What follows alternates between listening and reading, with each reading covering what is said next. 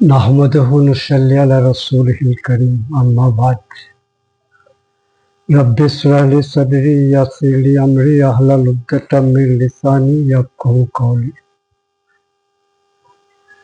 रसूल सल्लल्लाहु अलैहि वसल्लमक পঠোৱা হ'ল মানুহক সতৰ্ক কৰাৰ বাবে আৰু মানুহক আল্লাহে দিছে স্বাধীন ইচ্ছা শক্তি।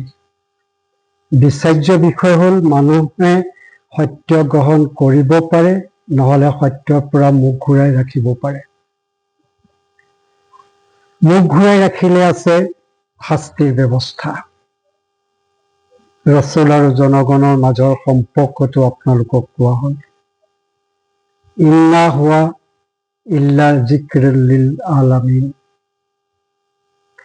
এই কোৰআনত বিশ্ববাসীক স্মৰণ কৰি দিয়া পয়গাম সেইসকলৰ বাবে যি সঠিক পথত চলিব বিচাৰে। এই আয়াতে আমাক চৰম সত্য বাৰ্তা দিয়ে। যি সঠিক পথত চলিব বিচাৰে তেওঁলোকৰ কাৰণে কোৰআনত সঠিক বাৰ্তা আছে। এই আয়াতে আমাক চৰম সত্যৰ বাৰ্তা দিয়ে। এই আয়াতে আমাক চৰম সত্যৰ বাৰ্তা দিয়ে। আন্ধাৰ পোহৰৰ পথ দেখুৱায়। বহুতে সৰল পথ গ্ৰহণ কৰে আৰু বহুতে কোৰআনক নিজৰ মতে ব্যাখ্যা কৰি বিপথে পৰিচালিত হোৱা দেখা যায়। পৃথিৱীত মানুহে নিজৰ ইচ্ছামতে আহিছেনে? কেতিয়াও অহা নাই। খুলিকাল ইনসানু মিন নুতফাতিন। মানুহে দুনিয়াত আহিছে শুক্ৰাণু আৰু ডিম্বাণুৰ মিশ্ৰণৰ ফলত। এই দুৰ্গন্ধ অপবিত্ৰ পদাৰ্থৰ দ্বাৰা আমি সকলোৱে এই পৃথিৱীত আহিছো। দুনিয়াত আয়ুস মানুহৰ গড়ে 70-80 বছৰ। কেৱল মৃত্যুৰ লগে লগে উত্তৰ দিব লাগিব 3টা প্ৰশ্নৰ। আল্লাহ কোন, দিন কি, ৰসূলক চিনি পোৱা নে? এই প্ৰশ্নৰ উত্তৰৰ বাবে হায়াত দিছে আল্লাহে প্ৰতিজন মানুহক গড়ে 70 বা 80 বছৰ। চাওক, আমাৰ ঘৰত যি বিদ্যুৎ চালিত হয় কাৰেণ্ট, সেই কাৰেণ্টৰ তাঁৰডালত বিদ্যুৎ চালিত তাঁৰডাল স্পৰ্শ কৰিলে মৃত্যু অনিবাৰ্য। আনহাতেদি সৰু বুলবুলি চৰাই জনীয়ে বাঁহ সাজে, তাত তাঁৰৰ ওপৰত বহি থাকে, কিন্তু একো নহয়। তাতে আছে আল্লাহৰ কুদৰত। কিয়ামতৰ দিনা প্ৰত্যেককে জোৰ জোৰ কৰি দিয়া হ'ব। সহধৰ্মী সহজ শ্ৰেণীৰ সকলোকে জোৰ জোৰ কৰি বান্ধি দিয়া হ'ব। কাফিৰৰ লগত কাফিৰক, মুমিনৰ লগত মুমিনক, পাপীৰ লগত পাপীক, পুণ্যৱানৰ লগত পুণ্যৱানক জোৰ জোৰ কৰি বান্ধি দিয়া হ'ব। এইদৰে আমল আৰু আকীদা হিচাপে মানুহক বিভিন্ন শ্ৰেণীত বিভক্ত কৰা হ'ব। সেইদিনা বনৰীয়া আৰু ঘৰচীয়া জন্তুৰ মাজত কোনো প্ৰভেদ নাথাকিব। আল্লাহৱালা মানুহৰ সৈতে সহৃদয়তা থাকিলে ই আপোনাৰ বাবে সুখবৰ। আপোনাৰ বন্ধু যদি আল্লাহৰ দুশ্মন হয় তেন্তে ই বৰ দুখজনক। ই দুঃসংবাদ আমাৰ কাৰণে। চিন্তা কৰক, কাক বন্ধু কৰিব? কাৰ লাইফষ্টাইলৰ জীৱন গঢ়িব? ভাবক, অলপ চিন্তা কৰাৰ কথা। পৰকালৰ এই সুযোগ নাপাব। পৃথিৱীত থাকোঁতেই আমি এইটো চিন্তা কৰিব লাগিব। এয়া মোৰ কথা নহয়। আবু দাউদত 4833 আৰু ত্ৰিমিথিত 2378ত উল্লেখিত। বৰ্তমান সময়তো বহুতো পুত্ৰ সন্তান বিচাৰে। ছোৱালী সন্তান হলে মনত দুখ প্ৰকাশ কৰে। ই জাহিলিয়তৰ যুগৰ স্বভাৱ। বৰ্তমানে হস্পিটেলৰ আৱৰ্জনাৰ স্থানত ডাষ্টবিন বা নৰ্দমাত জীৱন্ত নৱজাতক ছোৱালী শিশু পোৱা যায়, কোনোবাই পেলাই থৈ যায়। হাজাৰ বছৰ পাৰ হৈ যোৱাৰ পিছতো এই বৰ্বৰ মানসিকতাৰ পৰিৱৰ্তন হোৱা দেখা নাই। ইছলামে ইয়াক কঠোৰ ভাষাৰে নিষিদ্ধ কৰিছে আৰু আমাক কৈছে কোৰাণত এইটো কথা, ওয়াইজাল মাৱাদুতুল সুইলাত, আৰু জীৱন্ত অৱস্থাত পুতি থোৱা ছোৱালীক সুধা হ'ব, সুধিব আল্লাই কি অপৰাধত সিহঁতক মাৰি পেলোৱা হৈছে বা পুতি পেলোৱা হৈছে। ইছলামৰ পূৰ্ব অজ্ঞ যুগত এনেকুৱা ঘটনা ঘটিছিল।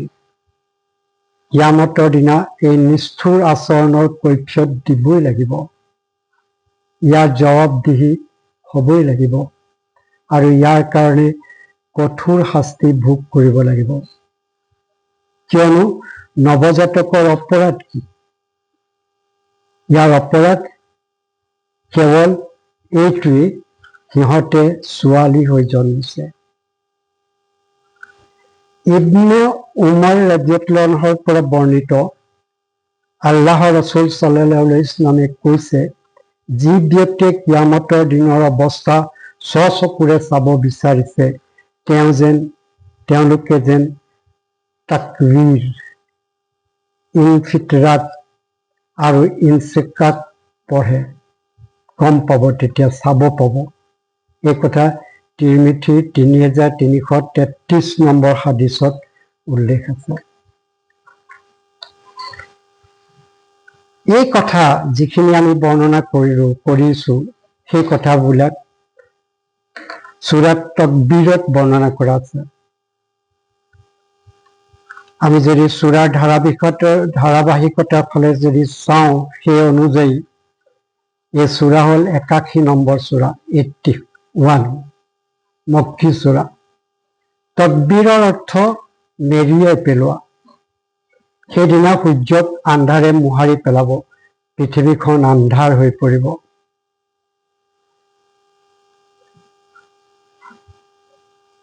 বুৰহাদিন বিকাই এজন তফছিকাৰক, তেখেতে 21,278 উল্লেখ কৰিছে। তাক আমি চাব পাৰোঁ। কিয়ামতৰ বিভীষিকাময় পৰিস্থিতিৰ কথা আৰম্ভণিতে বৰ্ণনা কৰিছে এই সূৰাত, তকবীৰ সূৰাত। প্ৰথম 6টি আয়াতত কিয়ামতৰ প্ৰথম পৰ্বৰ বিৱৰণ দাঙি ধৰিছে। আৰম্ভণিৰ লগে লগে ভয়াৱহ পৰিস্থিতিৰ সৃষ্টি হ'ব তাক বৰ্ণনা কৰিছে। পিছৰ আয়াতত কিয়ামতৰ দ্বিতীয় পৰ্বৰ বৰ্ণনা কৰা হৈছে, কেনেকৈ সকলোকে জীৱিত কৰিব আৰু কাক কেনেকৈ আচৰণ কৰিব তাক বৰ্ণনা কৰিছে। তাৰ পিছত বৰ্ণনা কৰিছে কোৰাণ আৰু আল্লাহৰ ৰসূলক লৈ। দেখুওৱা হৈছে কোৰাণৰ বাণী কোনো পাগলৰ প্ৰলাপ নহয় আৰু আমাৰ নবীও পাগল নহয়। তেখেতৰ ওচৰত এইবোৰ শয়তানৰ উচপিচাৰ দ্বাৰা অহা নাই। তেওঁৰ ওচৰত এই আয়াতবোৰ আনিছিল স্বয়ং জিব্ৰাইল আলাইহিছ সালামে, যিজন আল্লাহৰ সন্মানিত ফেৰেশতা। অৰ্থাৎ মুঠ 2টা বিষয়ৰ ওপৰত এই সূৰাটো নাজিল হৈছে, আখিৰাত আৰু ৰিছালাতক লৈ। বৰ্তমান সময়ত আমি কেটাষ্ট্ৰফিকেল যুগত বাস কৰিছোঁ, বিপত্তিৰ যুগত বাস কৰিছোঁ।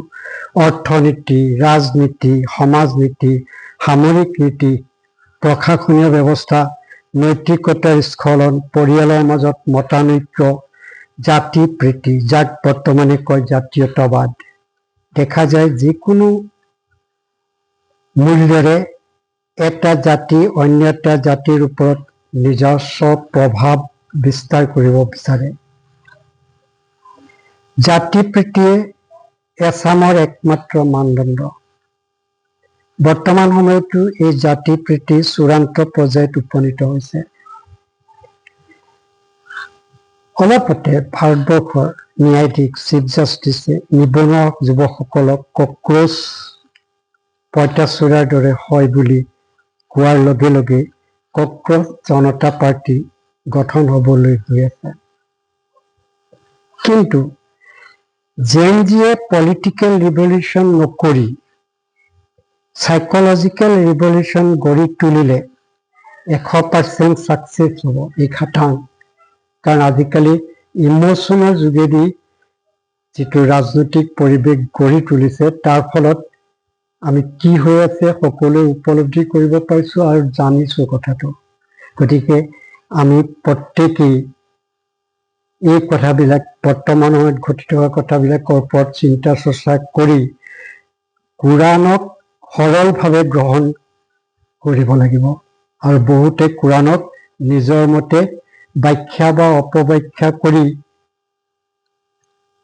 বিপদগামী হৈছে।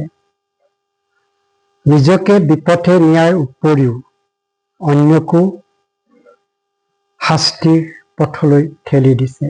গতিকে কোৰাণে সেইজন সঠিক পথক দেখুৱায় যিজনে জ্যোতি বিচাৰে, কোৰাণৰ পোহৰ বিচাৰে।